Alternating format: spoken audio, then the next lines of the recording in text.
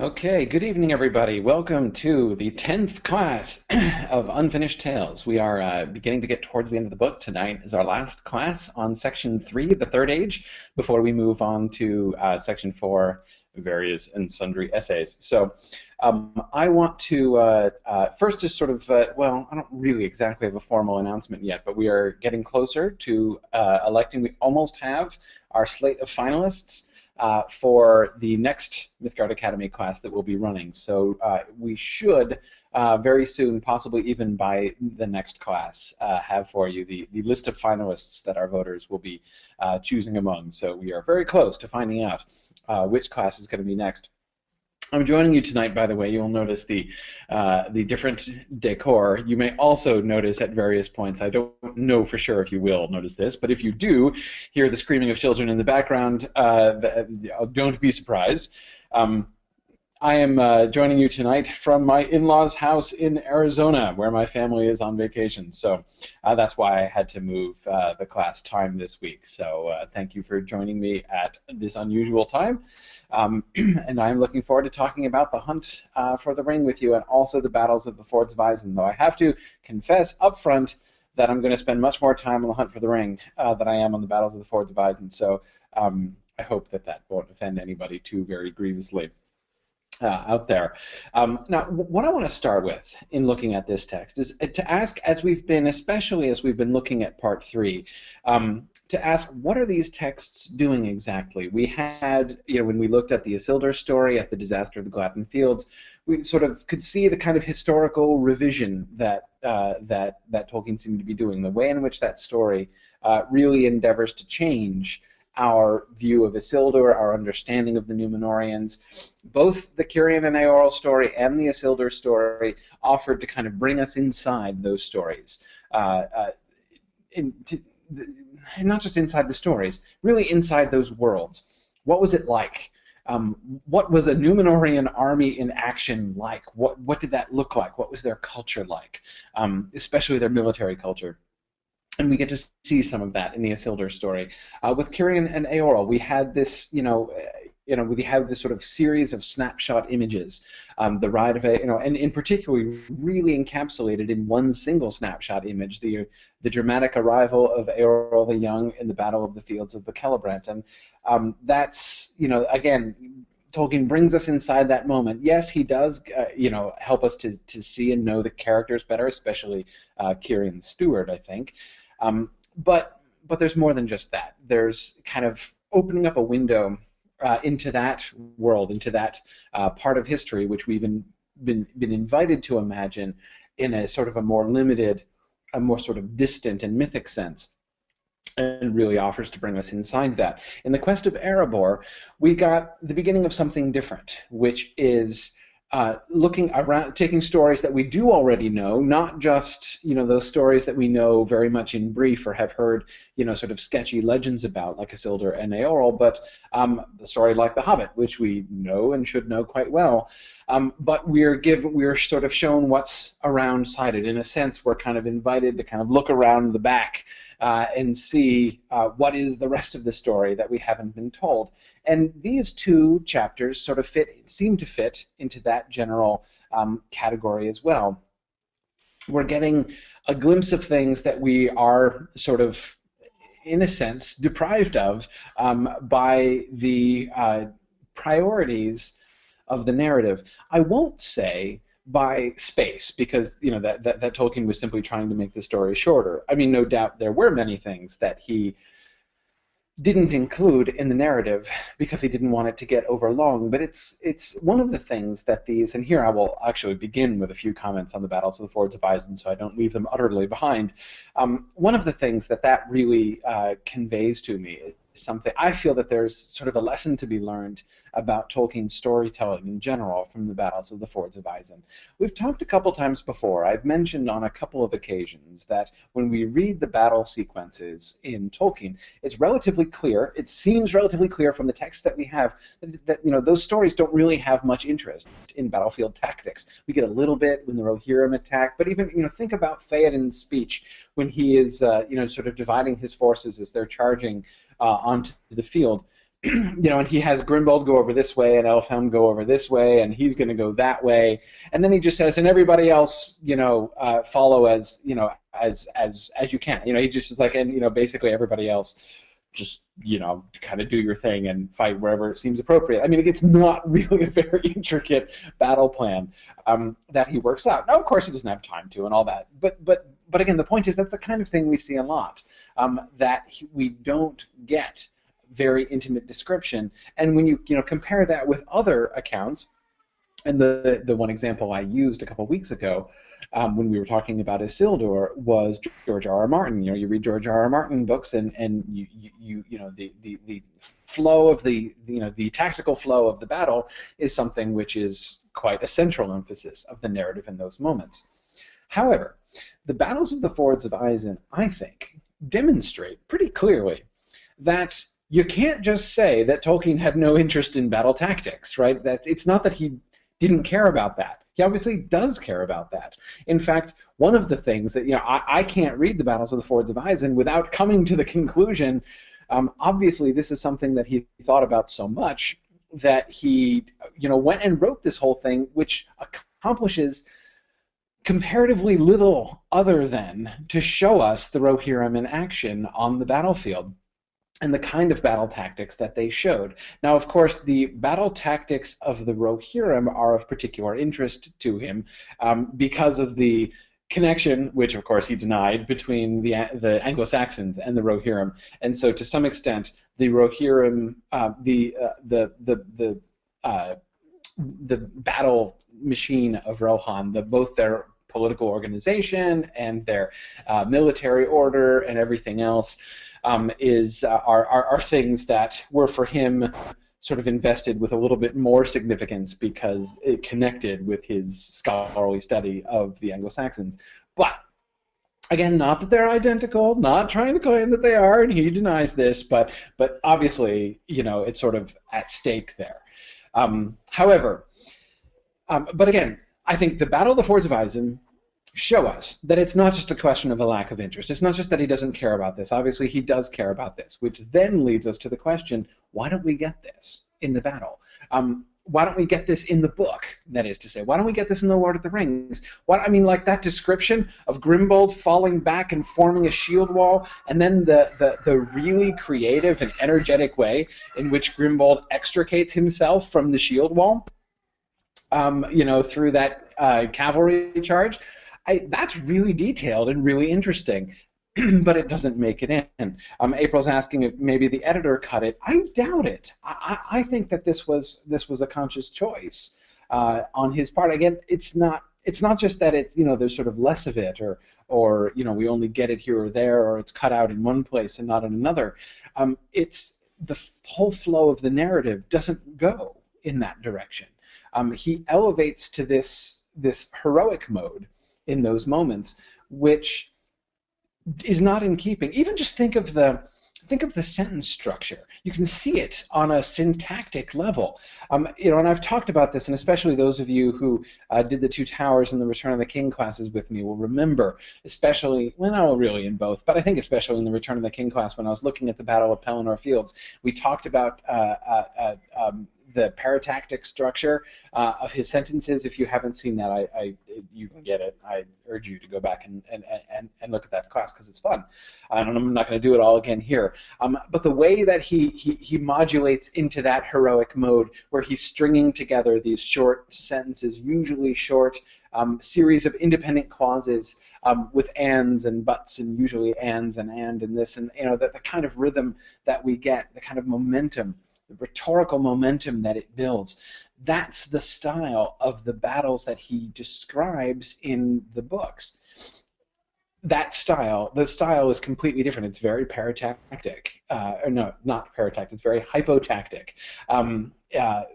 In the Battles of the Fords of Isen, where he's just like describing the intricacies of, and then Grimbold did this for this reason, and was thinking of this, and he was hoping that Elfhelm would come, but he didn't, and all these other things. It has none of that kind of momentum. It's fascinating, but it doesn't have any of that same kind of feel, I don't think. Now, there are a couple flashes in the battles of the Fords of Isen where we get stuff like that. In particular, the description of Grimbold's charge and his attempt, his tragically failed attempt, to save Theodred's life, and the moment when he and Elfhelm hear Theodred's last words. We do get some sort of flashes of Tolkien's sort of more accustomed rhetoric in those moments. But anyway, so we don't. I think again, what we see here is a very different kind of a very different kind of narrative. Tolkien not just sort of indulging himself in going over these details that he sort of cuts out, but rather that he is in those moments, is here just doing something is engaging in a different project, is telling a very different kind of story. And I apologize, by the way, if my my connection. I'm at my in-laws' house and I'm using their internet connection, which isn't the fastest in the world. Let me see if I can come back here. Anyway, I shall carry on, and again, tell me if audio starts to stink. Okay. So anyway, so that's the battles of the Fords of Isen. I think that we get, what we do sort of learn from it. We do get, significant emphasis on not just on the structure of the Rohirrim, but the valor of the Rohirrim, and also we get conveyed to us about the story there. We get the nearness of the disaster. I think one of the strong emphases of the Battle of the Fords of Isen is the how close things came to complete destruction. That I think it's possible to underestimate that. Again, I think it's in these later stories.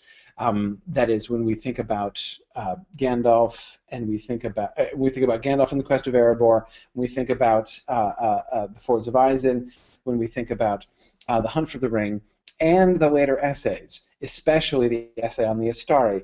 I think there's a lot of things that Tolkien seemed to really want to bring out. Things that, there's a reason that he went back and wrote out these particular snippets of story.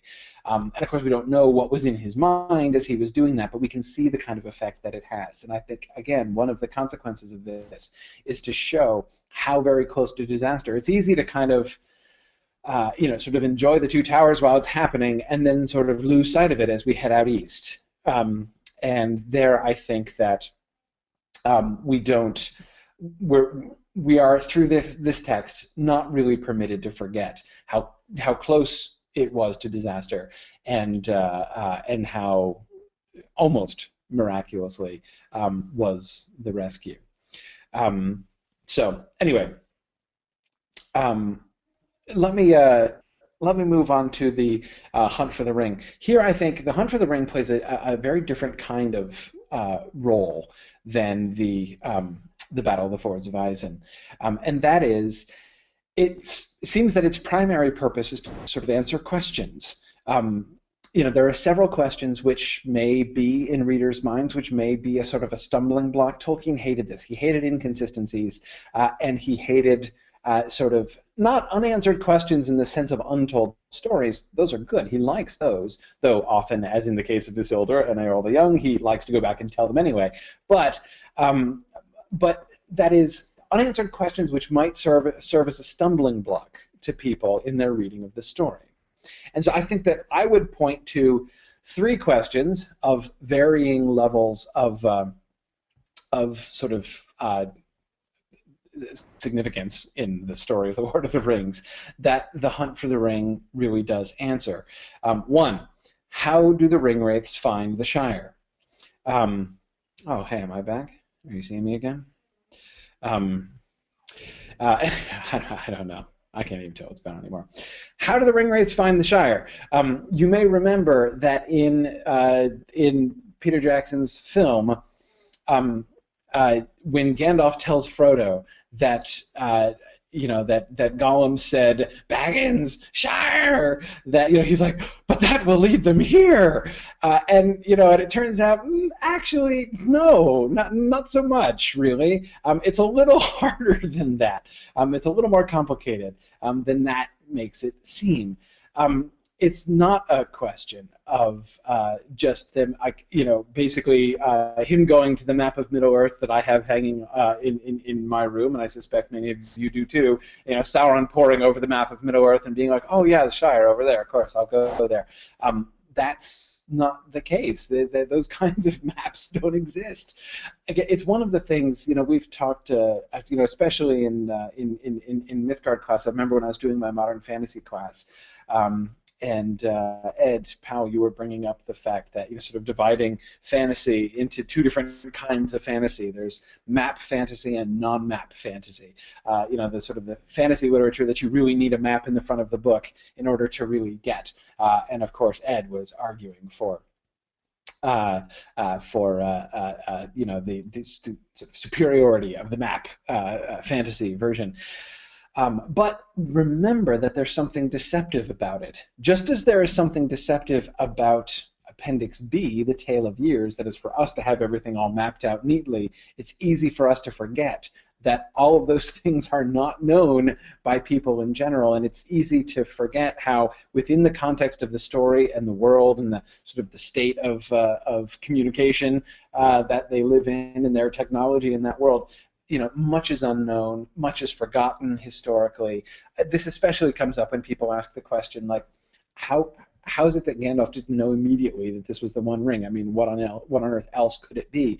Well, it's a little more complicated than that. Again, in retrospect, it's pretty obvious, and it's pretty obvious from our point of view, who have the benefit of all these things that are put together in hindsight. But they didn't have those things, and an enormous span of time has passed. From one thing to the other. I mean, as I've said before, the Battle of the Last Alliance, the War of the Last Alliance, from the point of view of Frodo Baggins sitting in Bag End, the War of the Last Alliance is about as far back as Ramses the Great of Egypt is to us. I mean, ancient history. We're talking like ancient Mesopotamia. Yeah, as Tom says, from the fall of Troy to now. That's a good comparison.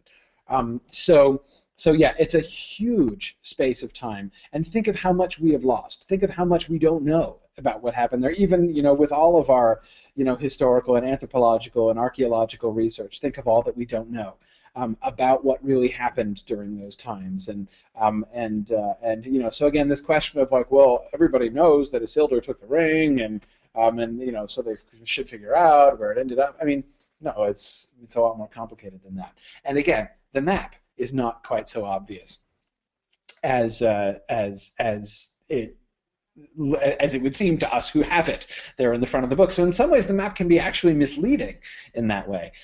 So again, how do the Ringwraiths find the Shire? It's not as easy as all that. The Shire isn't on most people's maps. People have never heard of it, besides which it has a really generic name. I mean, no one's going to have heard of the Shire because it's something that only the people who live there call it. And that name would mean nothing to people further than Bree, really. Even in Rivendell, they don't call it the Shire. I mean, they do after Bilbo moves there, and he sort of teaches them to call it that. But I mean, it's the only people who've heard of it talk about the faraway land of the Halflings, which maybe they've heard about, but very few people have heard of. Yes, Roy says the Gondorians don't know where the Shire is, and they have even more reason to. They would have more excuse to know about it than Sauron does, because their kingdom was extended up there. We'll come back to that in a little bit. So anyway, okay, how do the Ringwraiths find the Shire? Question number one. Question number two, what role does Saruman play in this story? And this has, on the one hand, a very simple instigation in that geographically, the Ringwraiths go through the Gap of Rohan. We know this. They go through the Gap of Rohan and then go north to find the Shire eventually. They would have had to go right by Isengard, and we know that Saruman is already betraying people, has betrayed people. What exactly is the state of his allegiance? Does he have allegiance with Sauron at this point? Exactly how does that work? So that's another thing that we get, is some insight into Saruman and what's going on with him. And as you can see, Saruman gets a lot of attention during the course of this piece, or rather these pieces that Christopher Tolkien is putting together, and it's pretty clear that sort of the state of Saruman's mind, and sort of the status of his planning and his backstory and what goes on with Saruman is one of the things that both J.R.R. Tolkien and Christopher Tolkien are very interested in when they're writing this and putting this stuff together. The third question. And this might seem like a sort of a small, silly question, but I don't think it is. What's up with the Squint-Eyed Southerner in Bree? That's another major question that this chapter answers. And as I said, I know that might seem like a very incidental question compared to some others, but I don't think so. Again, what this does is we can see here this story ironing out this chapter, ironing out questions or potential problems or confusions that readers might have. Even in retrospect, it's kind of hard to sort out what was actually going on at Bree, right? We saw Bill Ferny looking ominous. We know that Strider suspected him, that he was in somebody's pay. We know the Black Riders came in and scared Harry at the gate. We know that and they probably daunted him, and that he might be working for them now. We have the prospect of Bill Ferny in the pay of the Black Riders, and there's the Squint-Eyed Southerner who seems to be a spy, but later on he seems to be associated with Saruman in Isengard. Remember, Mary, when Sam refers to the Squint-Eyed Southerner at Bree in connection with the half-orcs and goblin men that we see later on, that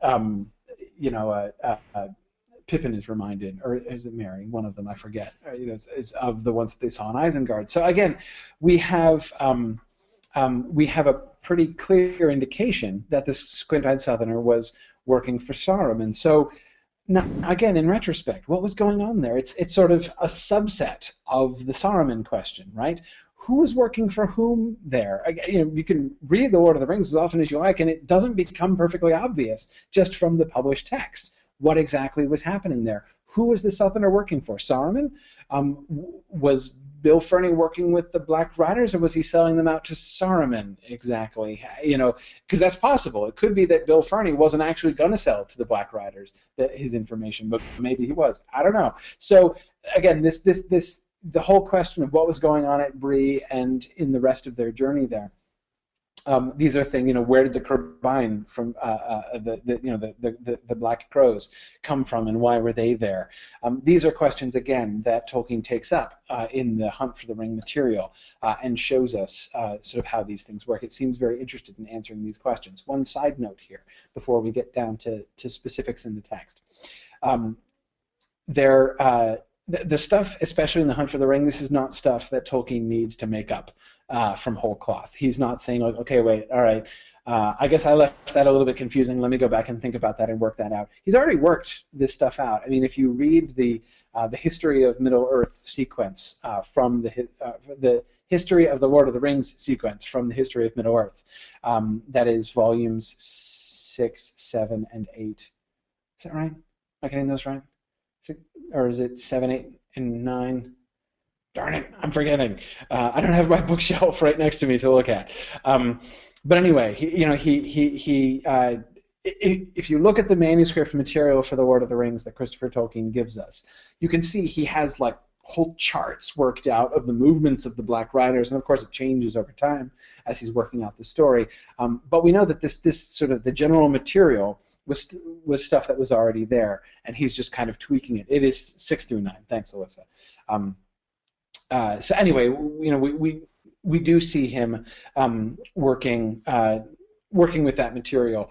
So again, it's not that he never thought of this stuff and is like, oh shoot, I left some holes, I better go back and fill them.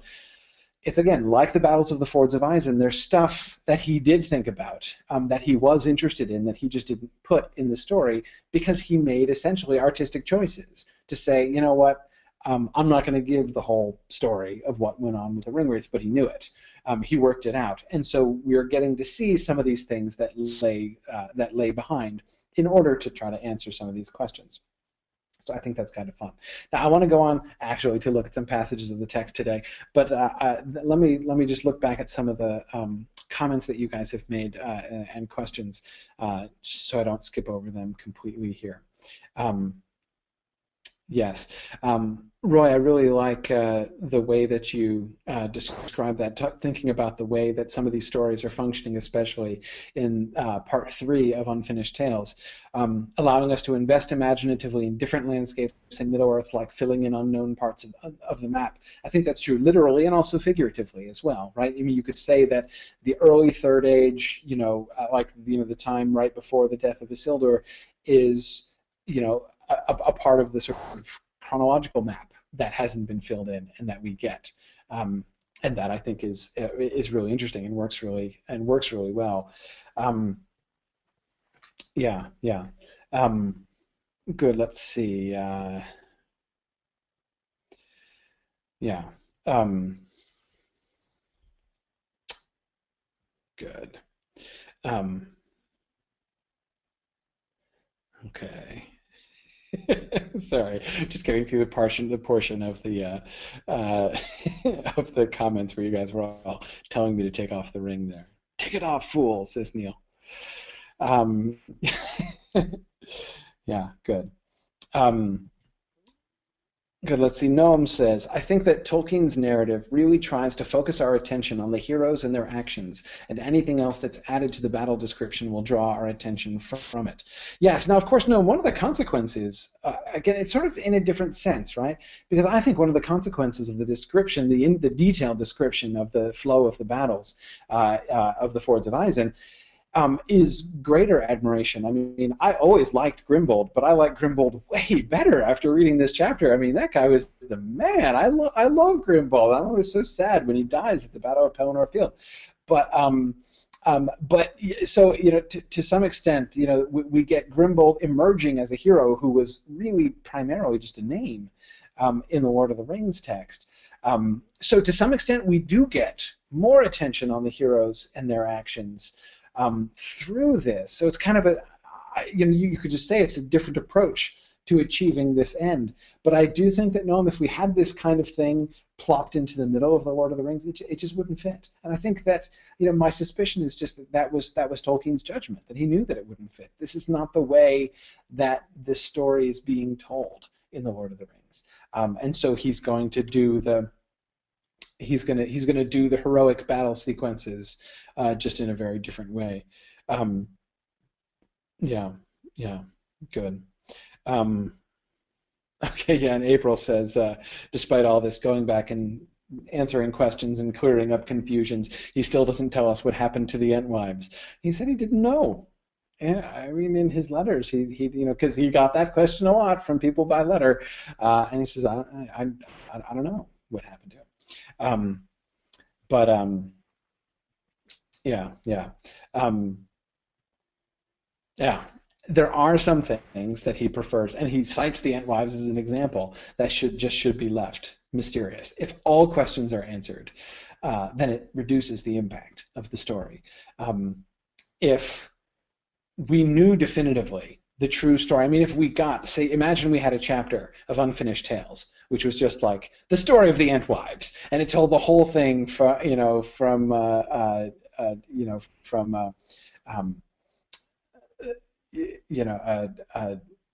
the point of view of the Entwives and what really happened to them and everything else. I think that'd be awful. The consequence is I cannot help but feel that the story of the Ents in the Lord of the Rings would really lose a lot of its power. I just think it would. So anyway, I think that's a really important. It's a really important distinction that he makes.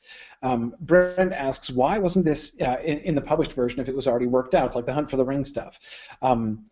Just for rune's sake or publisher's preference? Again, I suspect Tolkien's own preference, first of all. I mean, again, even when he was working out the charts and stuff, he didn't include it in the main narrative, not even in draft form, before the editor or the publisher had any say about it or any input into it. So I think it's primarily, first and foremost, his choice. Again, his choice of like what kind of, where the focus of the story should be and what kind of story he was writing. But as for what, but again, remember the struggle he had narrowing down what was going to be in the appendices, right? He, there's I mean, the evidence seems to me to suggest that Tolkien was like at war with himself artistically, in some sense. That he had a really good ear for what made a good story, and he kept to that. But he also had the impulse to give all this extra lore. He really wanted to he really wanted not only to work out how the Ringwraiths were going, but like the history of the calendar system, of course, and all that stuff, not to mention the languages. So, he also had all that stuff that he wanted to put in. So this is why we got a really great story, which he would have loved to put massive, massive appendices to at the end. And that's where the publisher was like, no, forget it. We've got to cut these down. So, there are things, I think, especially in the History of Middle-earth series, that Christopher Tolkien publishes, which I think that, Tolkien certainly never, I mean, when we know he did not consider them in publishable form, I mean, they're still in scraps and things. And there are things that it's hard not to suspect that Tolkien himself would have been really embarrassed had he lived to see some of these things published. Because they weren't meant for publication, and Christopher Tolkien made the decision to go ahead and do that. And in the end, I'm certainly grateful that he did. But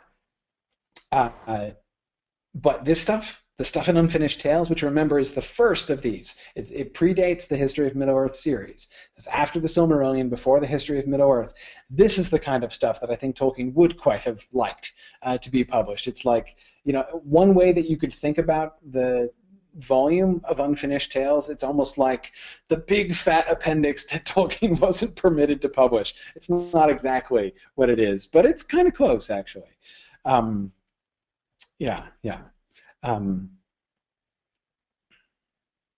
Sarah asks, good question. Should we assume that Bilbo was the one who put the map of Middle-earth together? Yeah. That seems fair. I mean, or Frodo. Maybe Sam, but probably not. Given how complete the work was when it was given to Sam, as far as we were told. Because I mean, the frame is that this is the stuff that is being handed down to us. And now you could say, well, maybe it comes from Gondor, and was part of. The Gondorian version, of the Gondorian copy of the Red Book, made by Findegil, King's writer. Maybe we don't really. I don't think, unless I might be just. I might just be blanking on this, but I think that it's. I can't recall a specific reference to the provenance within the fictional frame of the map. If anyone remembers this that I'm blanking on, please. Go ahead and tell me. Yeah, good. Okay, let's see. Yeah. Yeah, Kevin says the Gondorians probably wouldn't have as much detail on the Shire. No, they wouldn't. Of course, the sort of blown-up Shire map would certainly be a Hobbit map, clearly.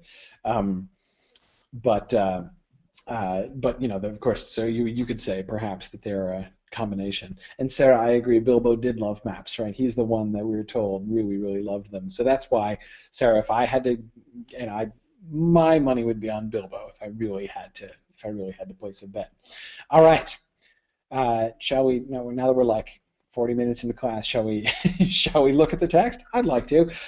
I wanted to. There were a couple things I want to focus on the Saruman and Gandalf stuff, because I feel like that's really the heart of this text, and especially the wonderful extra stuff, the bonus material that Christopher Tolkien tosses us at the end of The Hunt for the Ring, which is so cool. But two things I want to touch on first are Gollum and the nature of the Ringwraiths. First, the two different versions that we get of the conflict between Gollum and Sauron, which I think are really Cool. Of course, there's the one idea, the one that's in the B text or the C text. Um, one of one of Christopher Tolkien's editorial practices, which I find very understandable but a little bit frustrating, is his the choice that he persistently makes not to duplicate texts. So if you've got two different versions of a text which are pretty similar to each other, like with the Quest of Erebor stuff that he did, right? Instead of just giving us both versions of it in full, which he could do, instead he chooses one of them, gives it to us in full, and then just sort of tosses us some scraps from the other one, thereby preventing a really careful comparison of the two, which I find really frustrating. So it's my least favorite part of my least favorite aspect of Christopher Tolkien's editorial procedure, both in Unfinished Tales and in the History of Middle-earth series.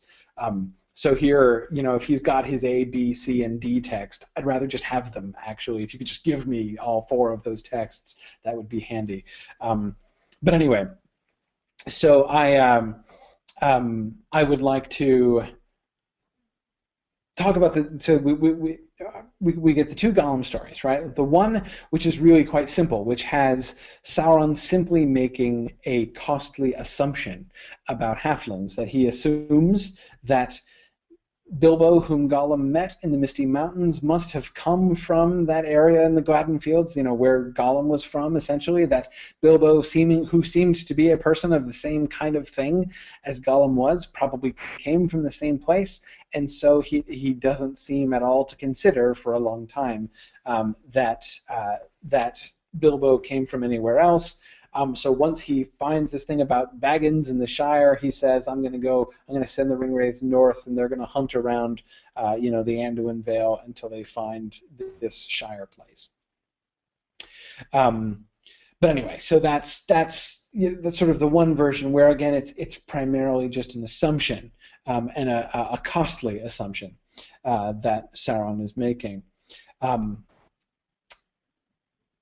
But I like this one even better. Okay, here, sorry. Gollum was captured in Mordor. This is what he calls the A text. Gollum was captured in Mordor in the year 3017 and taken to Barad-dûr, and there questioned and tormented. When he had learned what he could from him, Sauron released him and sent him forth again. He did not trust Gollum, for he divined something indomitable in him, which could not be overcome, even by the shadow of fear, except by destroying him. But Sauron perceived the depth of Gollum's malice towards those who had robbed him, and guessing that he would go in search of them to avenge himself, Sauron hoped that his spies would thus be led to the ring. Gollum, however, was before long captured by Aragorn, and taken to northern Mirkwood, and though he was followed, he could not be rescued before he was in safekeeping. Now Sauron had never paid heed to the halflings, even if he had heard of them, and he did not yet know where their land lay. From Gollum, even under pain, he could not get any clear account, both because Gollum indeed had no certain knowledge himself, and because what he knew he falsified.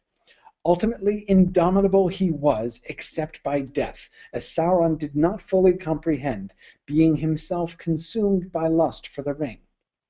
Then he became filled with a hatred of Sauron, even greater than his terror, seeing in him truly his greatest enemy and rival. Thus it was that he dared to pretend that he believed that the land of the halflings was near to the places where he had once dwelt beside the banks of the Gladden. I think this version is way cooler. The idea of the indomitable will of Gollum.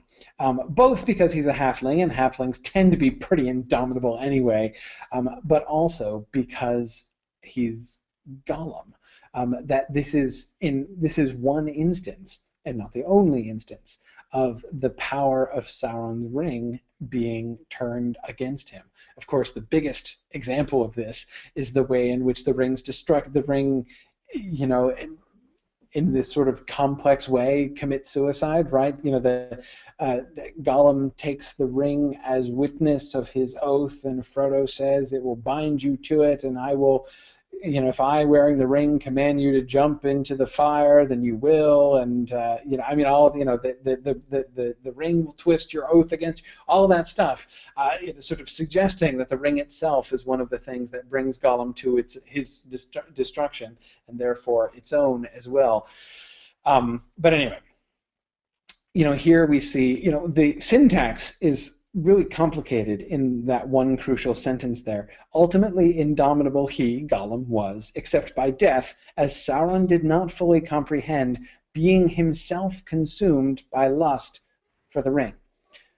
Who? Sauron? Wait, who's himself here? Being himself consumed by lust for the ring. So Sauron did not fully comprehend it because he, Sauron, was consumed by lust for the ring? Or is it talking about Gollum's being consumed with lust for the ring?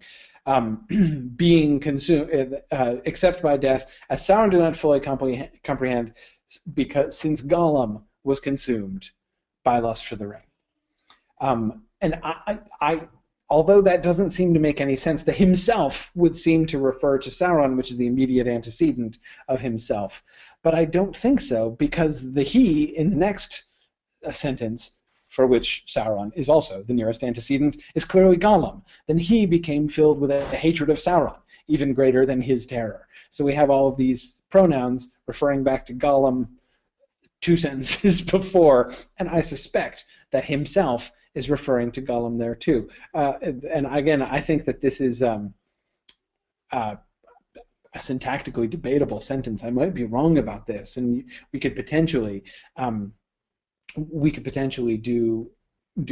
sort of think about readings either way, but I think it makes a little bit more sense if it's Gollum consumed by lust for the ring. We know that that is a true statement of Gollum, and again, it helps us to understand about how he is ultimately indomitable except by death. Since Gollum is completely consumed by lust for the ring, that is why he's indomitable, not just because he's a halfling, but because his death means nothing to pain, torment. What torment compares to being deprived of the ring, right? So I mean, yeah, you can torture him, you can do whatever horrible things Sauron does to his hands, for instance, which Gollum remembers. Remember his crying out, "Oh my poor hands," when he's remembering back at the beginning of the Two Towers to his time in Mordor. I don't know what he does to torture him, but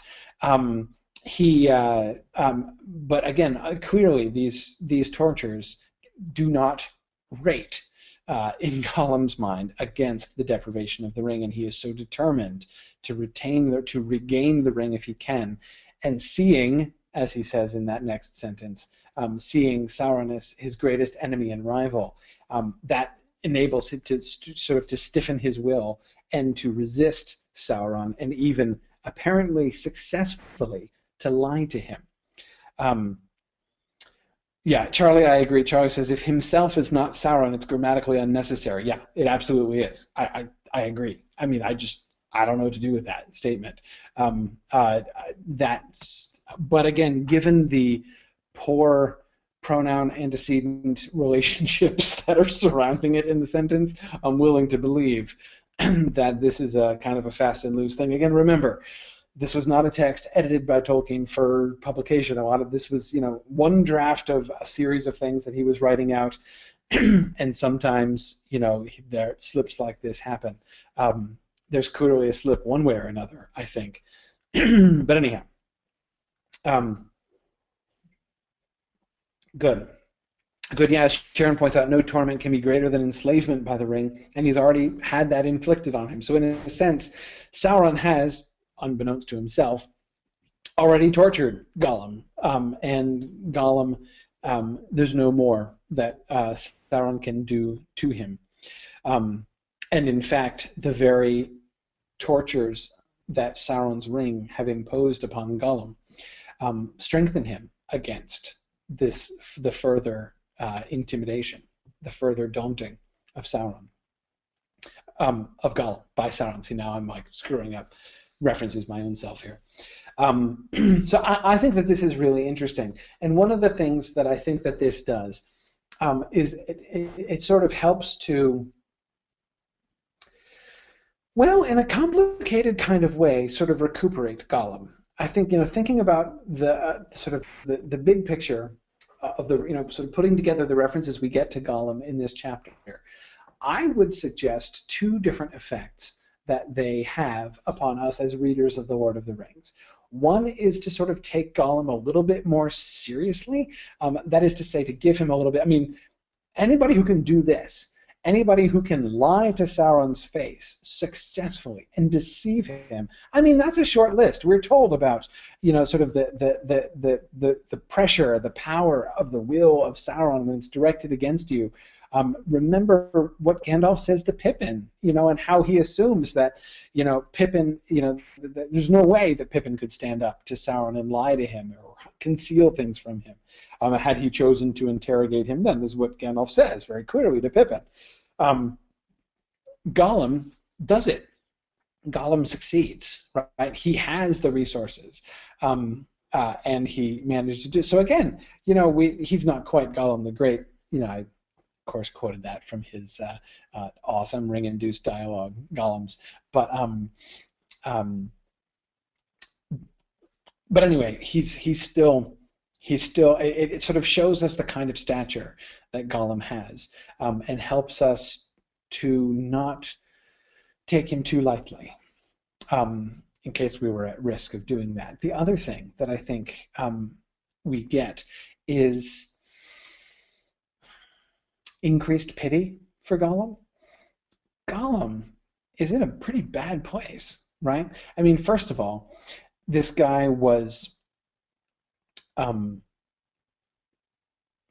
tormented by the ring for centuries. So he finds this ring, and he committed murder and did bad things. We're not trying to excuse Gollum here or say that he's a swell guy, but he is twisted and made wretched and depraved by this ring. And then when he loses it and is now desperate, he now basically just becomes persecuted from all sides. The way in which we have, this, the hunt for Gollum by everybody, by Mordor, by the good guys, and him. There's poor Gollum running from both orcs and elves simultaneously, right? The way in which he is just at the focal point of everybody's attention becomes a really big deal. So anyhow, it's very interesting. Again, I think putting us in a position to feel more pity for him, to sort of see exactly how wretched his life has been, culminating with his skulking in Moria, with his hiding in terror from the Ringwraiths, whom he knows apparently are after him, and trying to recapture him, and he then is hiding up in Moria, and I am very interested in the description of that. It seems clear that pursued by both elves and orcs, Gollum crossed the Anduin, probably by swimming, and so eluded the hunt of Sauron. But being still hunted by elves, and not yet daring to pass near Lorien, only the lure of the ring itself made him dare to do this afterwards, he hid himself in Moria. That was probably in the autumn of the year, after which all trace of him was lost. What then happened to Gollum cannot of course be known for certain. He was peculiarly fitted to survive in such straits, though at cost of great misery. But he was in great peril of discovery by the servants of Sauron that lurked in Moria, especially since such bare necessity of food as he must have, he could only get by thieving dangerously. Notice, by the way, the kind of horrible parallel here of Bilbo in the halls of the Elven King. I find that kind of striking. No doubt he had intended to, except he doesn't have a ring, of course. No doubt he had intended to use Moria simply as a secret passage westward, his purpose being to find the Shire himself as quickly as he could. But he became lost, and it was a very long time before he found his way out. It thus seems probable that he had not long made his way towards the west gate when the 9 walkers arrived. He knew nothing, of course, about the action of the doors, To him they would seem huge and immovable, and though they had no lock or bar and opened outwards to a thrust, he did not discover that. In any case, he was now far away from any source of food, for the orcs were mostly in the east end of Moria, and he was become weak and desperate, so that even if he had known all about the doors, he still could not have thrust them open. It was thus a singular piece of good fortune for Gollum that the 9 walkers arrived when they did. Now, that was always apparent, right? That this was a singular act of good fortune. I mean, the coincidence of Gollum finding them in Moria, that he just happens to be in Moria, and Moria is a big and complicated place, right? But he happens to pick up their trail while they're there, was always a remarkable coincidence, right? And now, instead of backing off from that, instead of trying to make that seem less serendipitous than it was, he emphasizes the serendipity and indeed points out, no, it's even more remarkable than that. Not only is it true that Gollum happened to find them by chance, if chance you call it, in Moria, but that if they had not come when they had, he might have died of starvation. That the finding of the walkers and following them out is all that saved his life. So again, the way that we can see fortune taking a hand here, chance taking a hand, I think really does suggest that we see, again, Tolkien not wanting to change that, but rather to emphasize it, and even emphasize it in new ways. We have already seen, you can see already in The Lord of the Rings, that Gollum is in many ways an unwilling, but still an instrument of fate. It is through the intervention of Gollum, as Frodo perceives immediately after the cracks of doom. If not for Gollum, I couldn't have destroyed the ring. Gollum has a role to play, as Gandalf foreboded long before. He clearly has a purpose there in that story, and that is being emphasized, and being emphasized in new ways here. Okay. But anyway, I only wanted to touch on Gollum because he's not the main character here. But I do want to talk about the Ringwraiths a little bit. People often, when I do Q&As and stuff, Tolkien Q&As, people always want to talk about the Ringwraiths. People are fascinated about the Ringwraiths and their nature and what we see. Well, we learned some interesting stuff about them in this chapter, and I think that that's kind of interesting. Here's the pluses and minuses of Ringwraiths. They were by far the most powerful of his servants, and the most suitable for such a mission, since they were entirely enslaved to their 9 rings, which he now himself held. They were quite incapable of acting against his will, and if one of them, even the Witch King their captain, had seized the one ring, he would have brought it back to his master. This is an important point, right? The Ringwraiths are perfect for this mission, not just because they're the most powerful, but because they are the only servants of Sauron whom he can trust completely to seize the ring. Anybody else, remember Grishnak, for crying out loud, anybody else that he sends after the ring, anybody else who gets it, is going to want to keep it for himself. So Sauron really has 2 options, to go himself or to send the Ringwraiths. So that's an interesting thing that he emphasizes here. And notice, even the Witch King, their captain, the one whom you think would be most likely the biggest threat to sort of set up on his own and try to overthrow his master and become the master himself, that he is himself still so entirely enslaved to his ring, to his one of the 9, that he physically can't do that. But they had disadvantages until open war began, for which Sauron was not yet ready. All except the Witch King were apt to stray when alone by daylight, and all, save the Witch King, feared water, and were unwilling except in dire need to enter it or to cross streams unless dry-shod by a bridge. Moreover, their chief weapon was terror. This was actually greater when they were unclad and invisible, and it was greater also when they were gathered together. So any mission on which they were sent could hardly be conducted with secrecy, while the passage of Anduin and other rivers presented an obstacle. For such reasons, Sauron long hesitated, since he did not desire that his chief enemies should become aware of his servant's errand. So the fact that it's one thing that is sort of ironic and again easy to overlook in the context of the Fellowship of the Ring, that in sending out the Ringwraiths, he is abandoning secrecy. Remember Gandalf's reaction when he hears that the Nine are abroad, right? This is a really big deal, right? When the Nine are abroad and you can't hide them, right?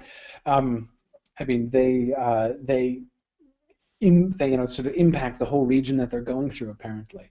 But the two things that I think are most interesting here that we don't get so clearly as this in the actual narrative of the Lord of the Rings is the effect of daylight. They were apt to stray when alone by daylight. It's a fascinating idea that it's not just that they're weaker, it's not just that they prefer the darkness, but that they lose focus. The idea of a Ringwraith just kind of wandering around and like waking up at sundown and being like, where the heck am I? I mean, it's kind of a strange idea.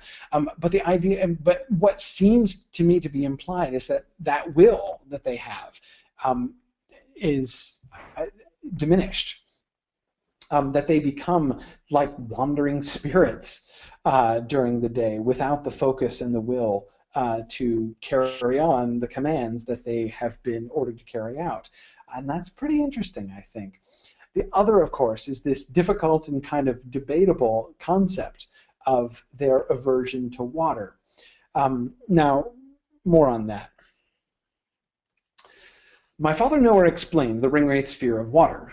In the account just cited, it is made a chief motive in Sauron's assault on Osgiliath, and it reappears in detailed notes on the movements of the Black Riders in the Shire. Thus of the rider, who was in fact Camul of Dol Guldur, see note 1, seen on the far side of Buckaberry Ferry just after the hobbits had crossed, it is said that he was well aware that the ring had crossed the river, but the river was a barrier to his sense of its movement, and that the Nazgul would not touch the elvish waters of Baranduin. But it is, that is the Brandywine, of course. But it is not made clear how they crossed other rivers that lay in their path, such as the Grey Flood, where there was only a dangerous ford formed by the ruins of the bridge. My father did indeed note that the idea was difficult to sustain. Yes. Now, he may not anywhere explain the Ringwraith's fear of water, but it doesn't seem all that strange. That is to say, the sort of traditional fairy tale significance of water and fords and water crossings. And, there are many traditions in which running water is said to be, that the dead can't cross over living water or running water and things like that. Those are fairly common ideas in folklore. So it's not like it's completely out of nowhere that he would suggest this about the Ringwraiths. And it certainly does help to make the flight of the hobbits make a little bit more sense, right? That is, why would they go around by the bridge? I mean, okay, Mary says that horses can't cross the Brandywine, but I mean, seriously, he's a wraith, right? Does he swim? Would he have to swim? I mean, so he leaves his horse and takes off across the river. Couldn't he cross the river? Again, you'd think. One question, and again, thinking in terms of questions or problems that can be an obstacle in readers' minds, one of the things that we see in one of the common questions, one of the common problems that people have is, why do the Ringwraiths have such a hard time tracking down Frodo? It would seem like there's really no reason why they shouldn't be able to catch them in the Shire. Well, the water thing is one issue. He might be Camul of Dol Guldur, but he can't cross the river. He can't just like decorporealize or whatever, take off his cloak and strip down and float across the river. Not going to happen because it's running water. He's got to cross dry shot on the bridge, down a long ways away. So that I think is it sort of makes sense. It seems to work. But anyway, these Roy wants to is sort of thinking about the protection of Ulmo. We don't see him going there, right? And again, we have lots of traditional analogs to this, but but yeah, I mean, it is, especially in the Unfinished Tales context, right? It's a little bit hard not to be remembering Ulmo and his power going through the waters of Middle Earth. Um, yeah, yeah. Diego asks, could that be a reason why he gave them winged steeds? It is sort of an obvious upgrade, right? Let's just get them off the ground entirely, then we won't have to worry about the river thing. Good. Um, yeah, yeah. Um, Yeah, Charlie is recalling correctly that Boromir lost his horse at the fording of the Grey Flood, and he swam across the Anduin. Yeah. So again, the question is, well, then how did the Ringwraiths cross the Grey Flood? Now, notice it doesn't say it's impossible for them to do this, um, but anyway, um, yeah, yeah. Um, Yes, Charlie, and the ring isn't really, he's using a metaphor. It's not like it's ra radioactive, and the Nazgul have a Geiger counter. Yeah. Now remember, I was really fascinated by that comment that he made in the note one alluded to earlier there, that Hamel was the one who was sent in. He's the one who talked to the gaffer. He's the one who talked to Farmer Maggot. He's the one who's left behind on the landing stage of the ferry, because he was one of the nine who, apart from the Witch King, who had the greatest sense, who could locate the ring most, who could sense the ring most clearly. But he is also one of the ones who is most limited by daylight. And I thought that just those were, to me, sort of fascinating details. Um, but anyway, so again, we don't get definitive answers to these things here. I think we can see sort of Tolkien himself playing with different ideas, and not really, I think, firmly deciding on this. But one of the overall kinds of conclusions I think that we can draw from this is Tolkien sort of trying to envision, the Ringwraiths are not just like superheroes of evil. They're not.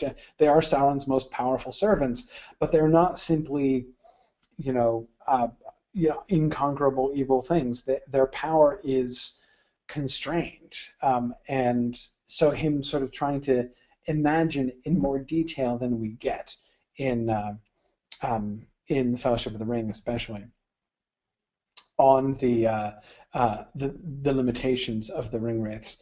Um, but even though he hasn't fully completed working this out. Now, quickly before we get to Saruman, on to the difficult case of the Squint-Eyed Southerner. This Dunlending was overtaken by several of the Black Riders as they approached the Tharbad crossing. In an extremity of terror, he was hailed to the Witch King and questioned. He saved his life by betraying Saruman. The Witch King thus learned that Saruman knew well all along where the Shire was, and knew much about it, which he could and should have told to Sauron's servants if he had been a true ally. The Witch King also obtained much information, including uh, uh, some about the only name that interested him, Baggins. It was for this reason that Hobbiton was singled out as one of the points for immediate visit and enquiry. The Witch King had now a clearer understanding of the matter. He had known something of the country long ago in his wars with the Dunedain, and especially of the Tirn Gorthad of Cardolan, now the Barrow Downs, whose evil wights had been sent there by himself. Seeing that his master suspected some move between the Shire and Rivendell, he saw also that Bree, the position of which he knew, would be an important point, at least for information. He put, therefore, the shadow of fear on the Dunlending and sent him on to Bree as an agent. He was the Squint-Eyed Southerner at the inn. Okay, so the answer to the Squint-Eyed Southerner riddle. Yes, he was the servant of Saruman, but he had been suborned by the Ringwraiths and was now like a double agent against Sauron.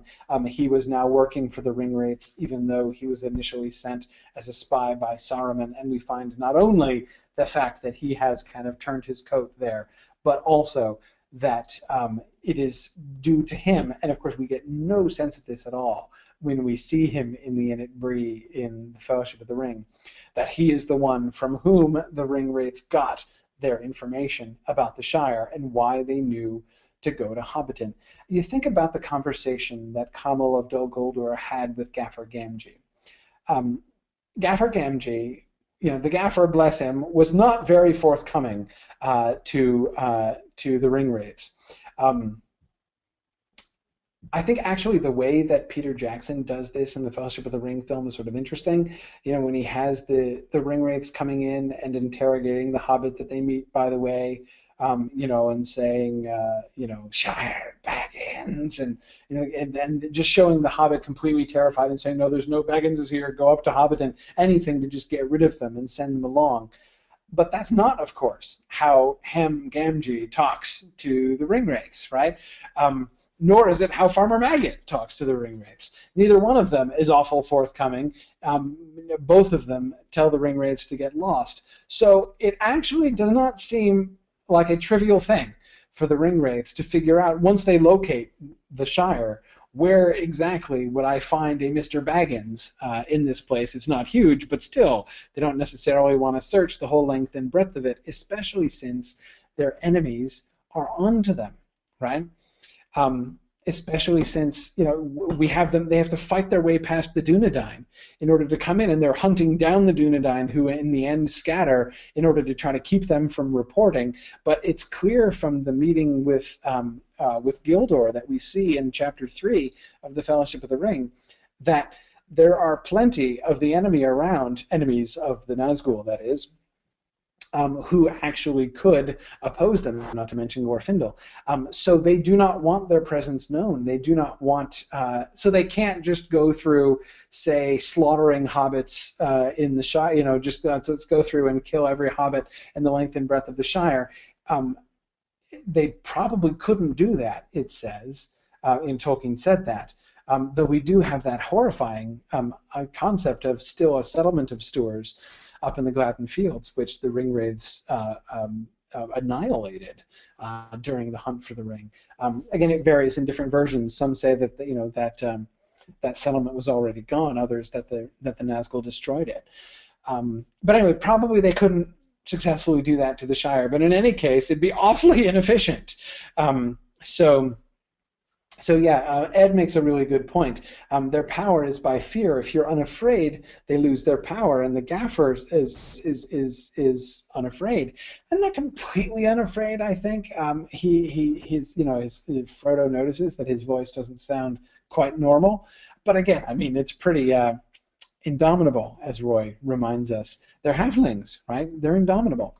But anyway, so I think that it's again, he gives an answer to the question, which maybe some people were asking him, maybe not, of how did they find Bag End? Wouldn't it have taken them a really long time actually to find Bag End if all they had was Shire Baggins to go by? So anyway. Yes, Charlie, I agree. There's a trend in Jackson's movies that the good guys are always weaker than they are in the books. Trying to think of an exception to that, Charlie. No, I got nothing. Yes, all of them, I think, from one end to the next, are all weaker. So yes. Anyway, the other thing, of course, that this passage is reminding us of is that this was the Witch King's hood, right? This was his old stomping grounds. He's not unfamiliar with this area. Still overlooked the hobbits, right? Nobody noticed they were there, right? But they sent some archers to the final battle against the Witch King, but he obviously didn't pay a lick of attention to them. But he answers another question which we didn't know that we had.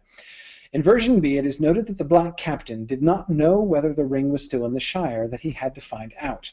The Shire was too large for a violent onslaught such as he had made on the Stores, as I just said. He must use as much stealth and as little terror as he could, and yet also guard the eastern borders. Therefore, that is from encroachment, right? He's got to guard the eastern borders to keep any communication from getting through what's going on in the Shire to those which are further east, like in Rivendell, right, or the Dunedain. Therefore, he sent some of the riders into the Shire with orders to disperse while traversing it, and of these Camel was to find Hobbiton, where Baggins lived, according to Saruman's papers. But the Black Captain established a camp at Andrath, where the Greenway passed in a defile between the Barrow Downs and the South Downs, and from there some others were sent to watch and patrol the eastern borders, while he himself visited the Barrow Downs. So he's going to go have tea with some of his old friends, right, the Barrow Wights. In notes on the movements of the Black Riders at the time, it is said that the Black Captain stayed there for some days, and the Barrow Wights were roused, and all things of evil spirit, hostile to elves and men, were on the watch with malice in the old forest and on the Barrow Downs. It is not a coincidence, we learn, that Frodo had such a very hard time getting from the Shire to Bree.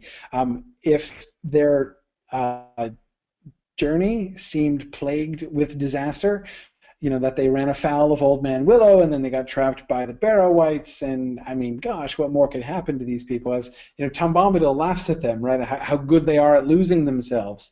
But now we learn this was not an accident, right? The Witch King himself had been there, stirring them up. The Barrow Wights were especially active, perhaps even on the lookout for this very thing. So anyway, that's all. That's all. Oh, Kate, of course. Thank you, Kate. Points out the obvious exception, Charlie, to your all of the good people are lesser in the film than the book, and that is Legolas. Of course, Legolas is not lesser in the film than in the book. Quite the opposite. So yes, thank you, Kate. That is, of course, the obvious exception that I was overlooking. Yeah, good. Roy asks, are there no coincidences in Tolkien's world at all? No, I don't think there are. I don't think that anything is a coincidence. It's not to say that the answer is always known, but that the reasons, the causes behind everything is known, but it's no, I don't think there's any such thing as coincidence. There's any real such thing as chance. All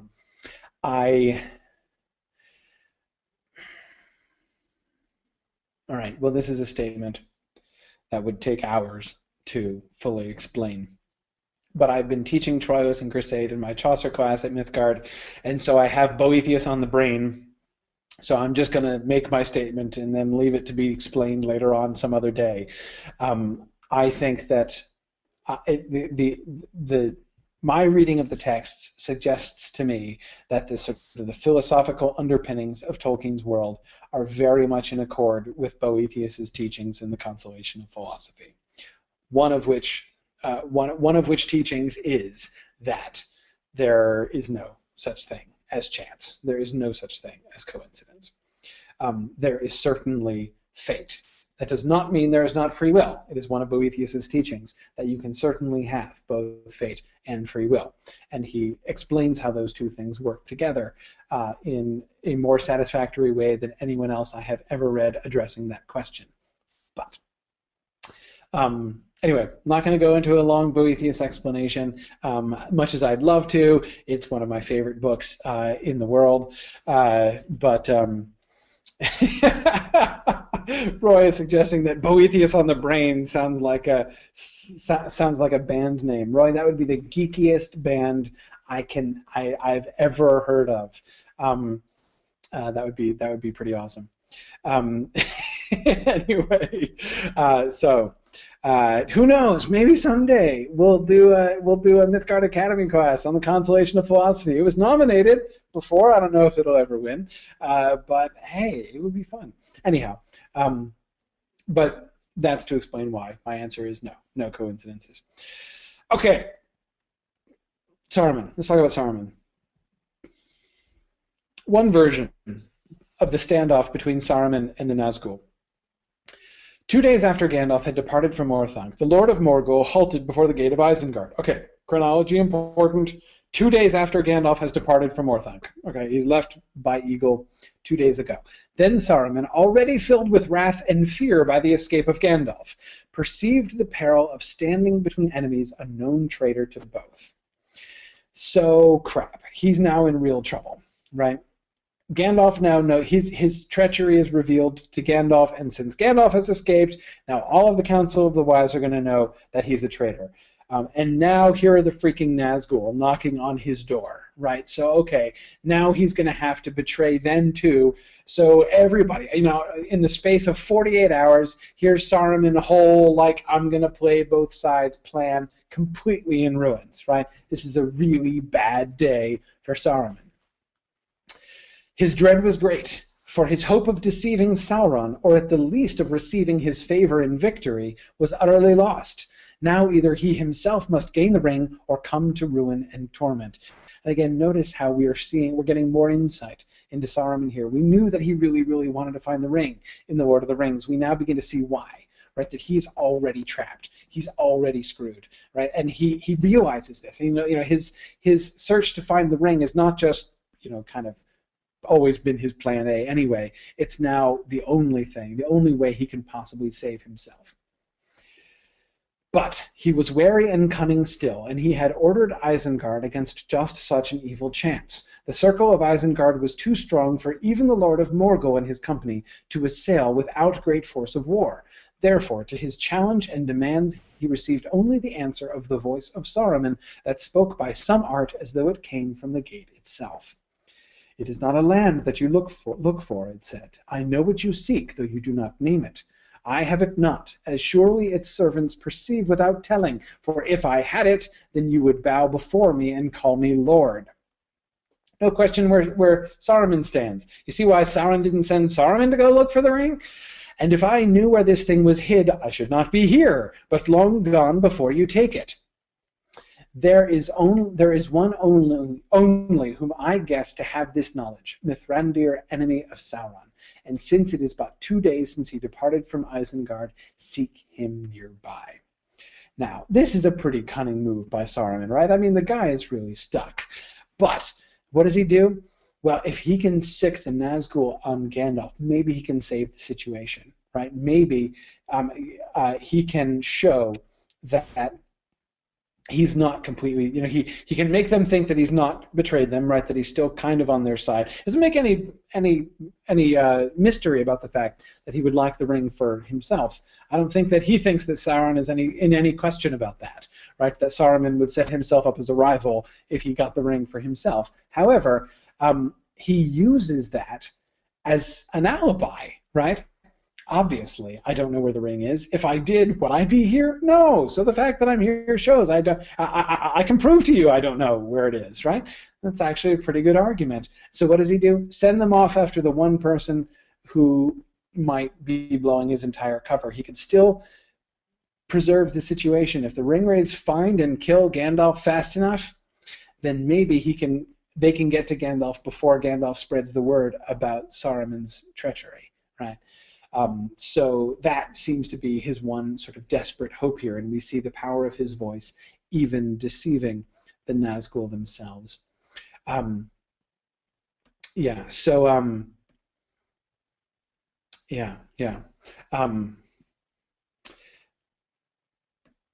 Now, this is one version of the Saruman story. The other one, I think, is even cooler. In sea, on the other hand, the Black Riders arrived at the gate of Isengard while Gandalf was still a prisoner in the tower. In this account, Saruman, in fear and despair, and perceiving the full horror of service to Mordor, resolved suddenly to yield to Gandalf and to beg for his pardon and help. So here's Saruman about to turn back to the good guys, right? He is on the cusp of repenting of his treachery. Wow! And also remember, when Gandalf sees Saruman again in the Two Towers, said, when last we spoke, you were the jailer of Mordor, and to there I was to be sent. Right? So we can see how Gandalf's interpretation fits in here. Just as Gandalf is leaving, he sees the Nazgul showing up and makes the logical assumption that they've been summoned to take him, right? To take him off to Mordor, and he's like, "Oh, and I escaped in the nick of time," right? So we see sort of Tolkien sort of showing how Gandalf came to that misunderstanding, but tragically, Gandalf has misunderstood. Saruman doesn't realize Saruman was genuinely going to beg for his pardon and his help. Right? Saruman, the great Saruman, is just going to humble himself and repent.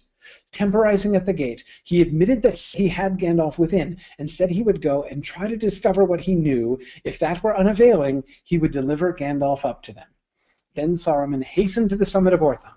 So he's getting ready to betray the Nazgul, right? He said this to put them off. He's going to go back to Gandalf and say, okay, I'm sorry, I was wrong. Help me. Let's get out of this together. I'm back on your side again. And found Gandalf gone.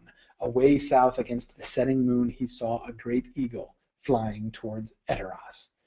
Oh, crap. The tragedy. Saruman's near repentance. Now Saruman's case was worse. If Gandalf had escaped, there was still a real chance that Sauron would not get the ring and would be defeated. In his heart, Saruman recognized the great power and the strange good fortune that went with Gandalf. But now he was left alone to deal with the Nine. His mood changed, and his pride reasserted itself in anger at Gandalf's escape from impenetrable Isengard, and in a fury of jealousy, he went back to the gate, and he lied, saying that he had made Gandalf confess. He did not admit that this was his own knowledge, not being aware of how much Sauron knew of his mind and heart. I will report this myself to the Lord of Barad-dûr, he said loftily, to whom I speak from afar on great matters that concern us. But all that you need know on the mission that he has given you is where the Shire lies. That, says Mithrandir, is northwest from here, some 600 miles, on the borders of the seaward Elvish country. To his pleasure, Saruman saw that even the Witch King did not relish that. You must cross Isen by the ford, and then rounding the mountain's end, make for Tharbad upon Grey Flood.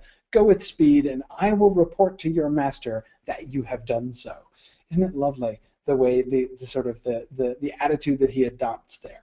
I will report to your master that I'm checking on you on Sauron's part, right? I'm totally above you guys in the pecking order with Sauron. He asked me to make sure you guys were doing your job, so you make sure you do it, right? I mean, it's very clever, the way that Saruman handles that. But again, notice his frustration, and again the tragedy, his desire to repent, and the thwarting of his desire to repent, and his being the things that are driving him here, right? Frustration and despair. Now he's left alone to deal with the Nine. His pride that reasserts itself, presumably even more strongly after his little brush with humility, his little brush with repentance here, and his furious jealousy of Gandalf, his anger at Gandalf's escape from impenetrable Isengard. Because even when he was going to go and ask for help, he at least had that sop to his own dignity, right? Okay, I'm begging for your help, but I totally had you. I mean, like, you were trying to escape and you couldn't escape. So, we both know that when it came to one-on-one, I beat you. So when I'm asking you for help here, it's not because I'm lesser, So it's it was still kind of an acceptable situation. But now he is doubly and trebly furious, but also his worry. Sauron might lose. I mean, he sees in Gandalf's escape, this is bad. This is a bad sign, right? He knows how to read the signs. There is something going on here. There is great power and strange good fortune that went with Gandalf. Not Gandalf's great power, right? But that there is great power and strange good fortune that goes with him. It's like in this moment, Saruman has the sudden sinking feeling that he might be the villain in this story and might be going to get his comeuppance at the end. Well, again, I think that this is certainly my favorite version of the Saruman story that we get here, because I think that the sort of the complexity of this, and this is the only place we get anything like this near repentance. The closest we get is Gandalf's assurance, the brief glimpse of the mind in doubt, right? How close he comes to agreeing and coming down when Gandalf has beaten him. Right? It's different than his repentance earlier on. But when when Gandalf calls to him and he almost comes but doesn't come. Yeah. And now Tom is suggesting that it's not true repentance and he's just putting his old white cloak back on. It says that he was gonna ask for his help. Now, do I think he'd stay permanently reformed?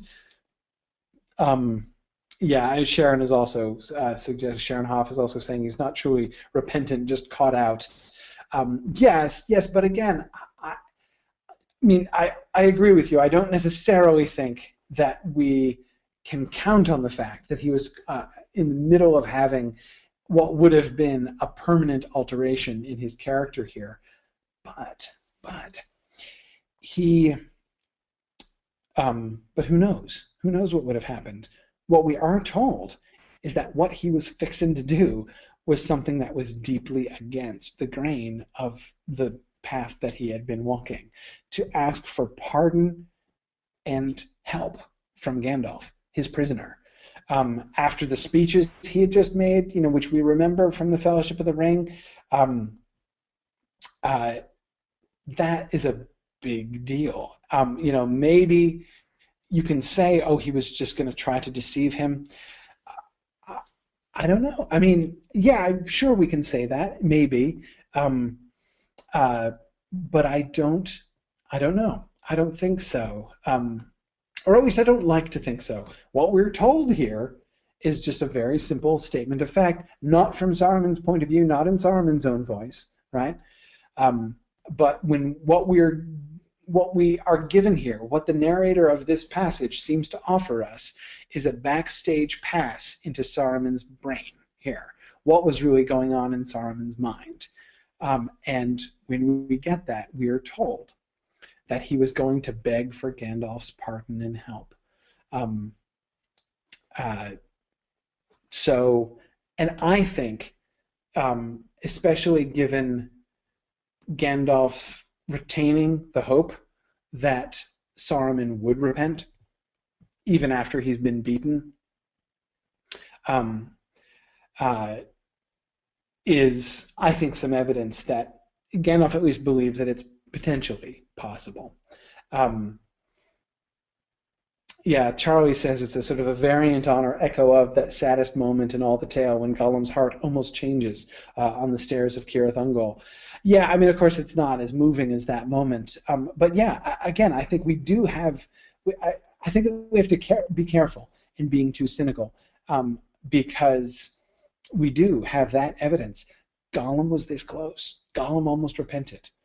And he might have repented had the circumstances been a little bit different. We're told here that Saruman almost repented and went to beg for pardon of Gandalf. Gandalf seems to think that repentance is possible, that Saruman could choose to go a different way, could end up choosing to go a different way. So I'd like to hold out hope that that might have happened. But again, the horrible tragedy of him coming to that conclusion, just like moments too late. Oh, well, poor Saruman. Now, more on his complex relationship with Gandalf. Here's in the bonus material. Saruman soon became jealous of Gandalf, and this rivalry turned at last to a hatred, the deeper for being concealed, and the more bitter in that Saruman knew in his heart that the Grey Wanderer had the greater strength and the greater influence upon the dwellers in Middle-earth, even though he hid his power and desired neither fear nor reverence. Just to comment on that sentence here. Gandalf calls Saruman the greatest of his order.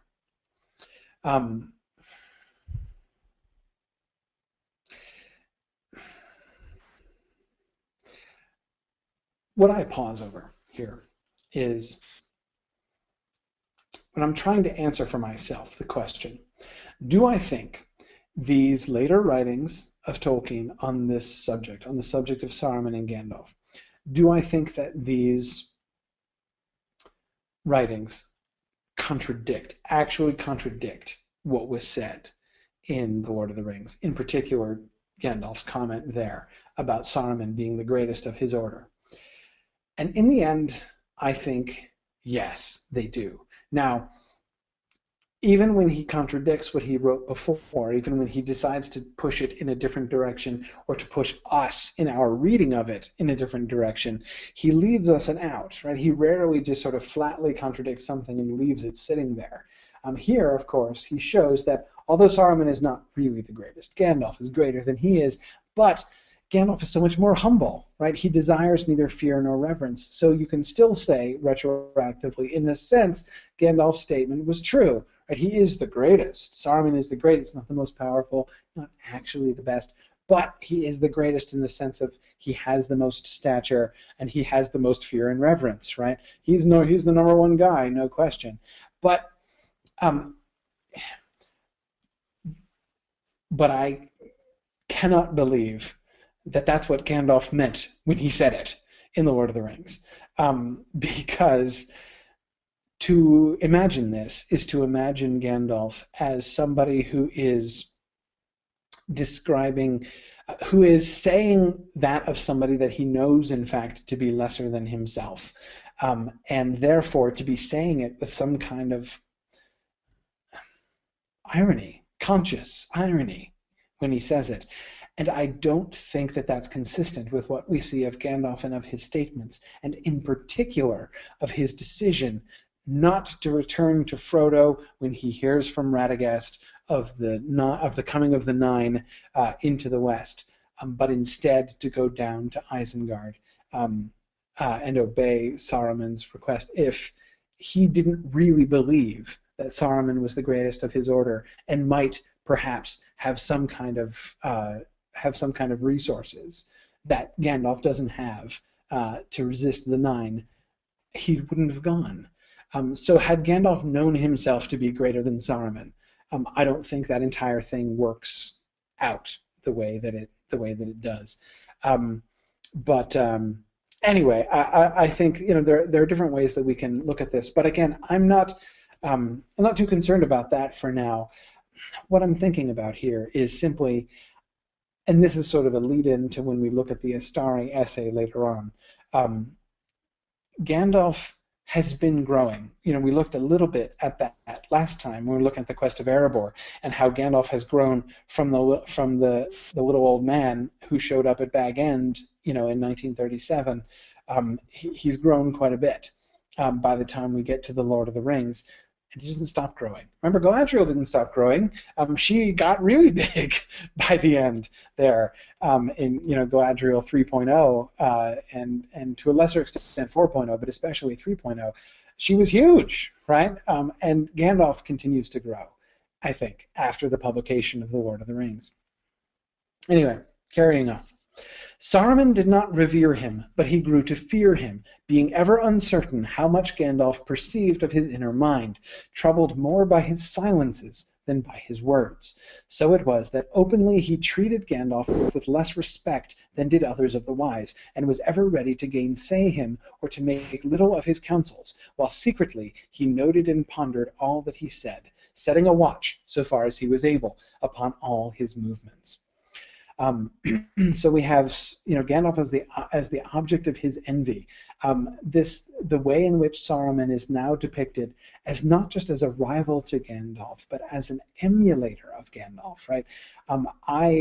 He is so paranoid about him. He has, in a sense, so much faith in Gandalf's power and Gandalf's wisdom that he sets a watch on all his movements, trusting, in essence, that anything that Gandalf does is probably done for a really good reason, right?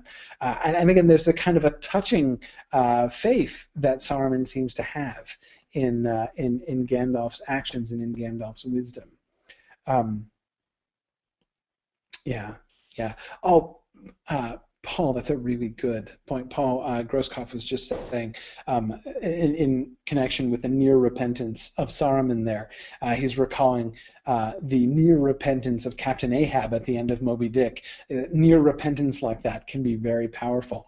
Yeah, I agree. We get, in some ways, a villain is sort of less powerful, is less moving, I think, as a villain, if we don't see that sort of that humanity still lying beneath, that that proximity to repentance.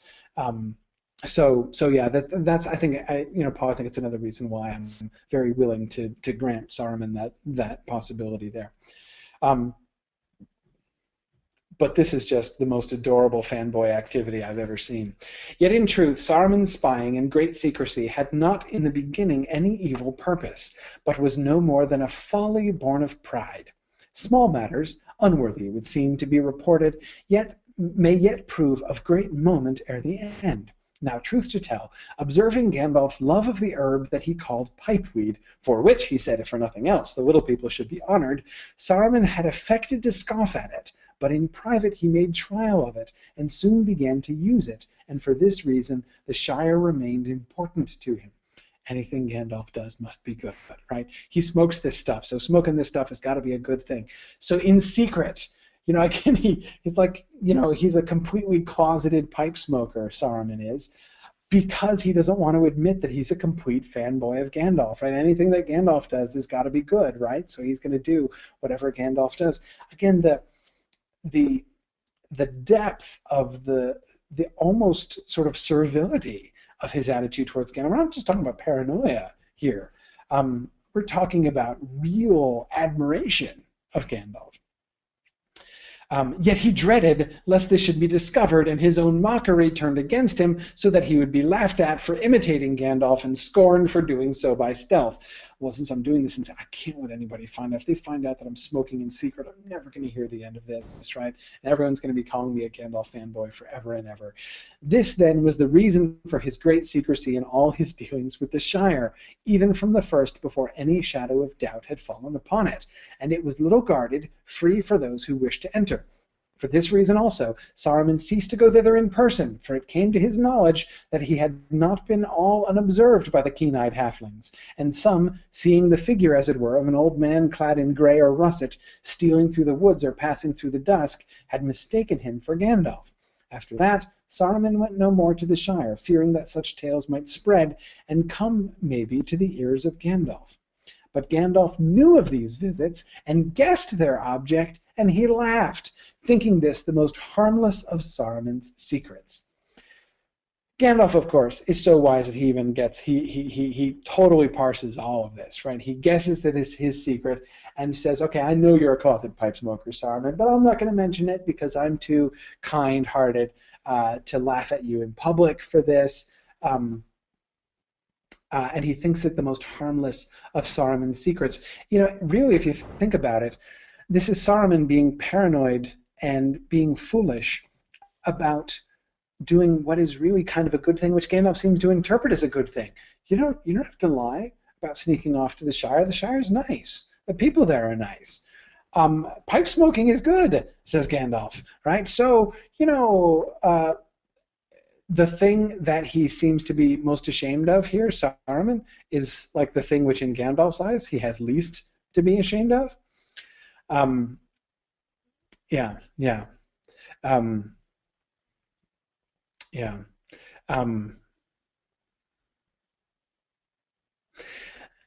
Roy is asking if is here is Saruman already declining so that Gandalf might actually have increased in power relative to Saruman. That is certainly true when Gandalf returns from the dead.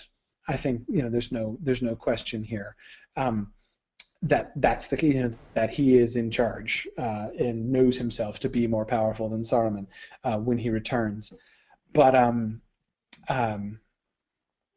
Sarah asks a fascinating question. Does this mean that Saruman really admired Radagast as well? You can tell because of how scornfully he speaks of him, right? Yeah, maybe he's also like a closet bird tamer too. Maybe in a dark secret dungeon of Orthanc, he has like a bunch of little caged birds and stuff that he tries to learn to talk to, and maybe he has his own pet hedgehog or something. I don't know. But Sarah, that is an excellent suspicion. I like that. I like that a lot. Okay.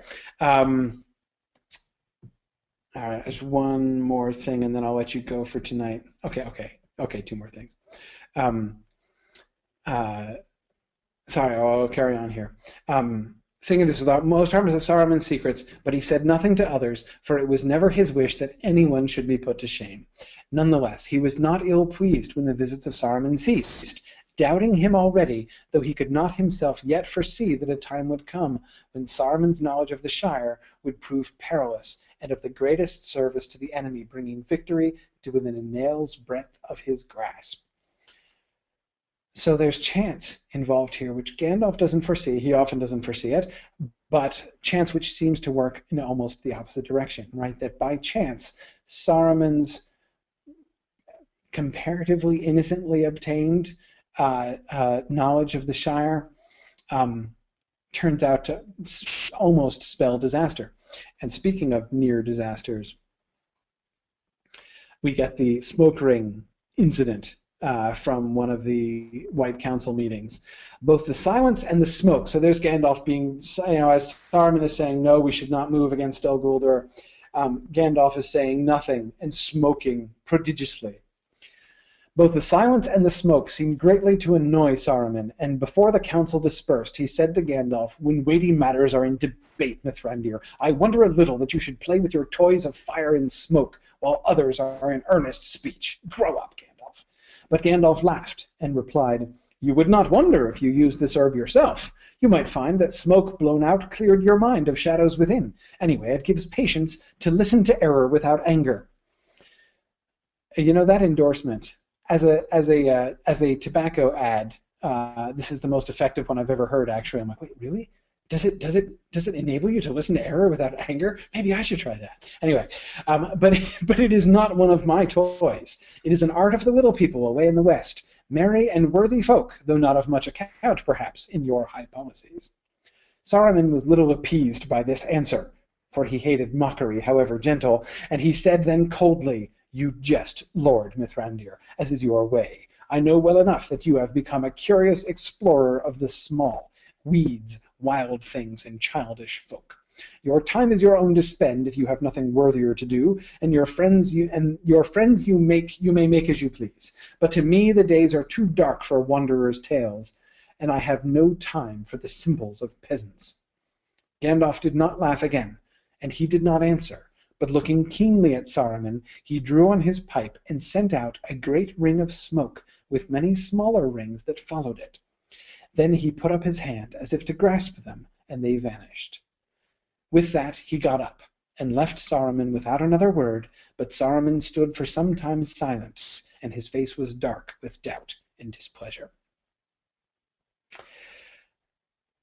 Tolkien going back and taking Gandalf's smoke rings, which are such a feature in the early chapters of The Hobbit, and investing them with portentousness. In fact, I will admit, this passage is the very first time I ever connected those two things at all in my mind. Gandalf's smoke rings and the rings of power. And it's a marvelous little connection here. Gandalf. This is another place, I think, where we see Gandalf acting in a way which is very consistent with Gandalf as he comes to emerge as time goes on and Gandalf becomes wiser and more powerful, but less easy to see as being consistent with Gandalf as we get him in the Fellowship of the Ring. If Gandalf already were thinking that Saruman was seeking to grasp at the rings of power, if he already suspected him to that extent, it's again difficult to imagine that Gandalf would willingly go into Isengard as he does in the Fellowship of the Ring. Again, that concept, the concept of Gandalf's trip to Isengard, is a comparatively early feature of the story. And Gandalf has, again, the story develops and Gandalf develops a lot after that. This concept that way back then, well before Bilbo had found the ring, Gandalf was already suspecting that Saruman's thoughts were turning to greed and the seizing of power for himself, makes it harder to imagine that Gandalf in the Fellowship of the Ring would act the way that he does. But the irony is, once we do get Gandalf developing in Tolkien's mind the way that he is, it becomes difficult for us not to imagine him being suspicious of Saruman at any point in previous to this, when there would have been when there would have been reason for him to be suspicious. Neil asks, did Gandalf's mockery contribute to Saruman's fall? I don't think so. I mean, I don't think that we're supposed to see this as a Gollum on the stairs of Cirith Ungol moment. I'm imagining if this scene had worked out some way else, right? That is like if instead of this we get Gandalf, stepping into a room and there's Saruman with his pipe, right, smoking, and Gandalf laughs at him, and like just when Saruman was going to ask for Gandalf's autograph, instead Gandalf laughs in his face, and that sets Saruman on his path. I think that so no, I don't think that we see that happening here, and he is being. He is showing mockery, but it is gentle, as the narrator is confessing, though, of course, to Saruman. That does not excuse it. Last passage. It was a strange chance that, being angered by his insolence, Gandalf chose this way of showing to Saruman his suspicion that desire to possess them had begun to enter into his policies and his study of the lore of the rings, and of warning him that they would elude him. For it cannot be doubted that Gandalf had as yet no thought that the halflings, and still less their smoking, had any connection with the rings. If he had had any such thought, then certainly he would not have done then what he did. Yet later, when the halflings did indeed become involved in this greatest matter, Saruman could believe only that Gandalf had known or foreknown this, and had concealed the knowledge from him and from the council, for just such a purpose as Saruman would conceive, to gain possession and to forestall him. I love the wonderful games of speculation that we see going on in Saruman's mind, right? Because he, his own fallen nature, his own fall into evil, his own giving in to his desire for power leads him into foolishness, right? We see his own, you think about how Gandalf calls Sauron a wise fool, right, after the Battle of Pelennor Field, when he's doing what he believes to be shrewd, but if he had not done that thing, he would have, had he acted less shrewdly, he would have, in fact, been acting more effectively. So too here, we see that, within Saruman's mind, we get the wheels within wheels, right? He remembers that thing about the smoke rings, and when he comes to suspect that the ring is being held by a halfling, he looks back and he's like, oh, Gandalf knew he was sending a message. Okay, maybe he didn't know, but he foreknew, right? No, I mean, so we see Gandalf's stature growing and growing in Saruman's mind, right? In ways which are totally untrue, right? He's now willing to believe almost anything of Gandalf, and interprets it along his own lines, right? Assuming that Gandalf is doing things the way that he would do things and for the reasons that he would do them. And that, like with Sauron at the end of the Lord of the Rings, we see is one of the great pieces of foolishness that those who fall into this kind of moral trap that Sauron and Saruman are both in, it's the way that they tend to act, to judge all others by their own standards, to assume that everybody else thinks what they do, and to be incapable of understanding the motivations and the thought process of others. Nancy asks, is this his subconscious foreknowledge again? Yes, possibly so. I mean, we can't rule that out. It was a strange chance, right? And that's always a kind of a portentous phrase, right? In Tolkien's writing, it was a strange chance. For it cannot be doubted that Gandalf had as yet no thoughts that the halflings had any connection with the rings. The narrator assures us that in his conscious mind, Gandalf was not at all thinking about that. But is there a way in which his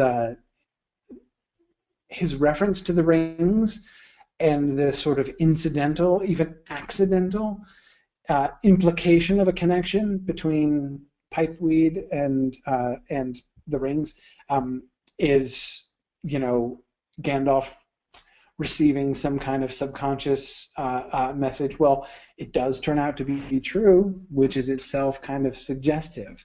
But again, we have this irony that that Gandalf is even here made the sort of unconscious instrument, and yet he almost reveals to Saruman, although Saruman doesn't parse this right at all because he's operating under false conceptions, both about the amount of Gandalf's knowledge and power, and also, of course, about Gandalf's intentions.